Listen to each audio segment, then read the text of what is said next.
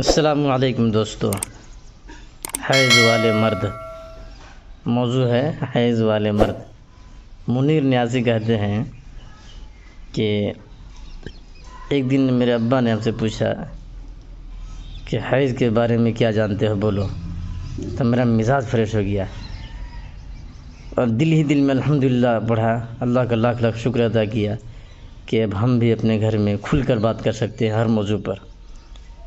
10-15 سال سے باپ کا رعب و دبدبہ وحشت سے میں ڈرا رہتا تھا، سہما رہتا تھا، لیکن آج ہم کو بھی کھل کے ہر موضوع پر بات کرنے کا موقع مل گیا۔